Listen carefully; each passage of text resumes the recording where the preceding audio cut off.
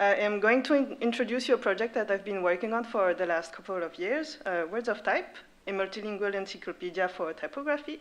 And I'm going to tell you its story. So once upon a time, not that kind of story, but almost. That is a project that is closely tied to my personal story. So let me tell you a bit about it. I am a typeface designer. I was born in France from Chinese parents who left the country in the mid-80s. I grew up in Paris where I studied graphic design, and I got interested into typography and type design, so I continued and I went to Type Cooper, New York City, and then ended with Type Media Master's Program in The Hague, from where I graduated in 2018. So that's why I have this weird accent, a mix of French and Chinese and whatever. So now, well, translation has been part of my personal life ever since I understood that the language that was spoken at home, Wentonese, a Chinese dialect, is different from the language spoken outside of home, French. And later on, I had to learn another language. My parents made me to do it, Mandarin Chinese, which is completely different from both of those. And I realized that switching from one language to another wasn't just about using different words or grammar. It is also switching and jumping from one culture to another. There are different traditions, different food, different ways of thinking, different ways of life, everything, like different cultures. So, yeah. For me, as someone navigating in between different cultures, I had to explain a lot of things all the time. And that was somehow I managed to find my balance with my double culture, double identity, more or less. This might resonate with people who grew up with multiple cultures. So translating and explaining words are very interesting topics on their own, but here I'm going to narrow it down a little bit to a smaller field with Words of Type, typography. So why would we need a project like Words of Type? Well, you all know that we are communicating directly or indirectly more and more often to more and more people. The topics of our dialogues are very diverse, and in a world continuously becoming more complex, we have less and less space for mistake or confusion. For example, if you're visiting a doctor, you don't want any mistake or confusion at all, right? With typography, consequences might not be as dramatic, but they are bad nonetheless. Mistakes or confusion can produce results that are either unexpected, wrong, or useless. And I actually saw this example with a project manager who thought he didn't need my help and replied this directly to the client on his own. And that is one issue. So another example, like imagine that you're a Chinese graphic designer and you get this feedback from an American client saying, we need the first paragraph to be justified, increase the leading, and adjust tracking on relevant lines with minimum hyphenation as possible. That's really specific, just for the purpose of this talk. Well, if you're not very familiar with typography vocabulary, you would probably use Google Translate or any other translation tool to help, right? Here, the result is just very confusing. If you read Chinese, you would know.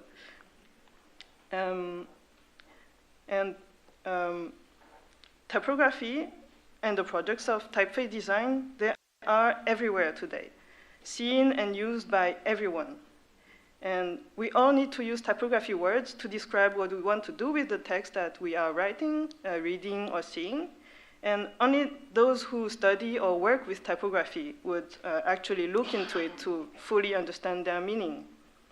And for those who aren't interested in typography, well, we, like that project manager that we mentioned before, we cannot blame them because many, many words are rarely explained. And it's not easy to find simple descriptions, making it all feel very technical or obscure, and people end up not caring much about them. That's one more issue.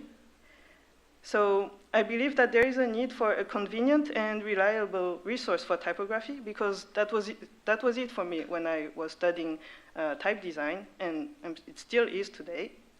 There is a need for a resource that is also easily accessible not only as a physical product, like easy to find, but also accessible in its content, like easy to understand.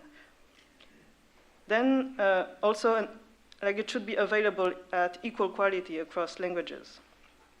Wikipedia, a very popular resource, is great for initial research, but it is pretty limited in typography, especially if you're looking for languages other than English. So from there, I asked myself, what do I need if I want to solve these issues, or at least walk on that path? So first and foremost, simple and straightforward descriptions. So the words can be understood easily, and so that more people could use those words with confidence and conscience. Then it has to be also a resource that is easily accessible, no matter when and from where. For example, I love books, but books have a price and a plus shipping cost, and these costs don't feel the same for people from different countries with different income. Plus, they cannot be modified at will. And with a project like this, I knew that it will need many, many updates, because language is a living organism. It will change constantly. Then, where we spend a lot of time focused on details and one thing, we can easily form a bubble around us, making typography seen enclosed to people from the outside. So it is important to make it welcoming for everyone, even non-typographers. Then it has to be in multiple languages, because the world doesn't speak English only, and it's the same with typography. And people who are not fluent in English shouldn't feel intimidated by text in English and miss the knowledge. Then there is also such a diversity in typography. Just think about how many writing systems and scripts there are around. And from their diverse stories and history, they can all enrich one another with different concepts and techniques, like with cooking, for example.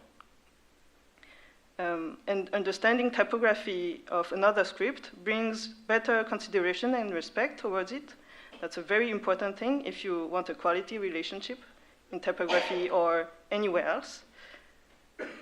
So these are the main points that I believe to be important in this endeavor, big endeavor. How could we get there? So first, like, even if I knew that what I was looking for didn't exist yet, I would just start looking for what is getting as close as possible.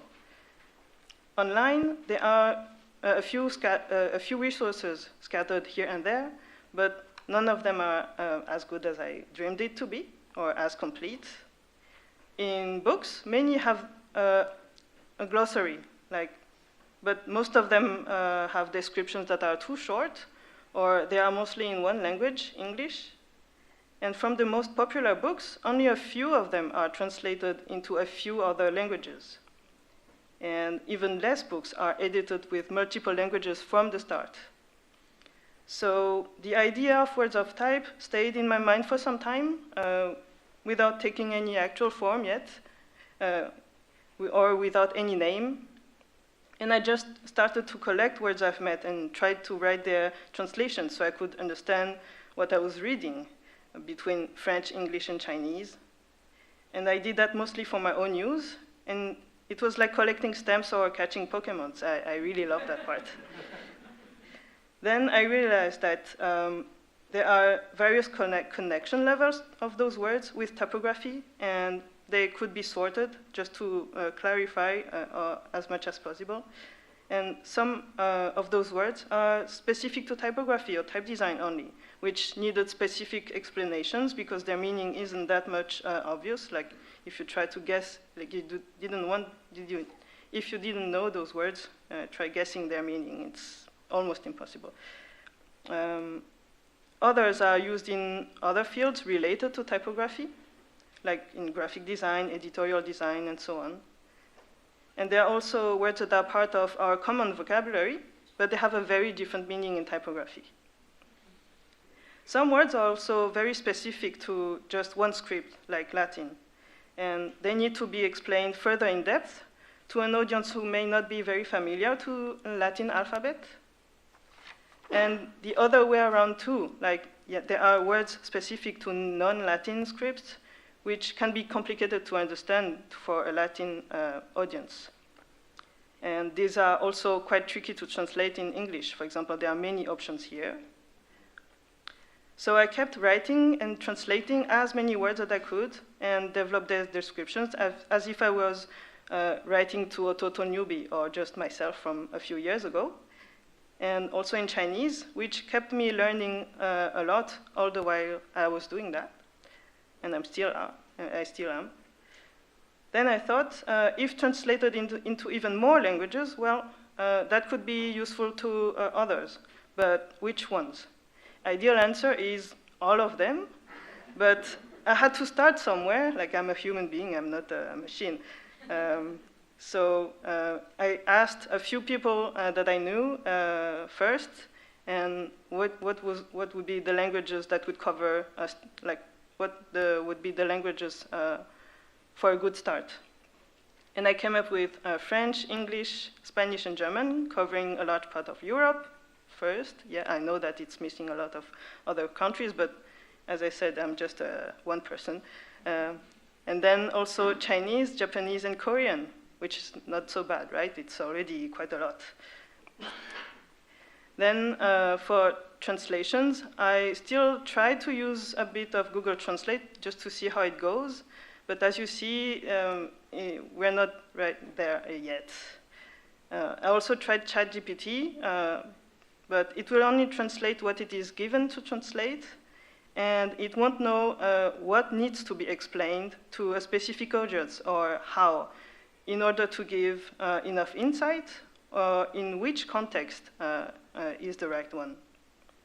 So at least for now, this project needs humans, and humans with specific knowledge in typography and experience at teaching typography. Another aspect that I believe to be important for that project is that the words will benefit from having an illustration to guide the meaning. Typography is a visual field, after all. I did some myself, but I didn't want the project to have one voice only. So I asked many illustrators to help me out. And having many styles would not only align with the sense of diversity that I wanted the project to have, but it will also bring views from outsiders of typography, which can be only a good thing. Then I designed a typeface for this project, of course. And I could talk about this for hours, but to be quick, I went for a typeface of a rounded style and seemingly monospace as a reference to typewriters, giving this quirky and casual and somewhat nostalgic impression. And I called it Knowledge. I wanted the name to be related to words of type and to contain that lovely lowercase g that I really like. Then diversity and consistency. Well, these concepts may seem as contradictory, but I believe that there is room for such diversity all in one place. And then, together with the graphic designer, we worked on the general look of words of type. And the idea of making a website clearly came to me right away, as I wanted it to be accessible and modifiable. So I also needed a web developer to help me out. And with so many people on board, contributing so much, I needed to pay them for their work, of course. I had to figure out a way to find enough funding. I had to ask for help. That is why I took a chance with a crowdfunding campaign on Kickstarter. I thought of it as a nice way to involve people in the creation of the project. A lot of people spread the word of words of type. which ensured me that my idea wasn't that bad, that there is hope. But that hope didn't last long because the campaign didn't succeed. That was last year, yeah. But anyway, I'm a forever optimistic person, and maybe naive sometimes too. I still kept hope and motivation, and I went for my plan B, finding many revenue sources. So first, many words in words of type show words, obviously. They would need to use typefaces. And that was a perfect reason to put into place a sponsorship system with type foundries and type designers. So I asked a few type designers that I know from friends and teachers if they would be interested in becoming sponsor for Words of Type. And in return, they would have their typefaces in the Encyclopedia. And many said yes. That very welcome generosity couldn't cover everything, but it was enough to start and to go on. And from there, now Words of Type became more than just the Encyclopedia, as if I weren't crazy enough. It is also a project with lectures and workshops, another revenue source. They are all online for now. Like, I'm not that crazy. These events give momentum to people to actively learn and practice knowledge related to typography, and they also work as a great companion to the Encyclopedia. Then I also organize discussions with a group of guests where we talk about a topic for about an hour. There were already 2 episodes. The third one will be in March 7, so you can guess the topic. Then I also created a community, maybe I am crazy, called Words of Type Community. Such creative names, right? In Words of Type community, members can discuss about the Encyclopedia, so they have a say about it. After all, this project is for people. Then the community is accessible via a paid membership. One more revenue source. So members contribute to fund the project on the long run. There are so many other languages left to do, right? And I kept the best for the end, drum roll. With the event of this conference, I have finally soft-launched the first version of Words of Type Encyclopedia online. So of course, please take a look, but it's still a beta version in the sense that some languages don't have all the words translated. It is a long and tedious project, as you can imagine, but feel free to reach out and share your thoughts and to contribute too if you can. And as a conclusion, I would say this. This project is much crazier than I initially thought, but that is why I love it even more.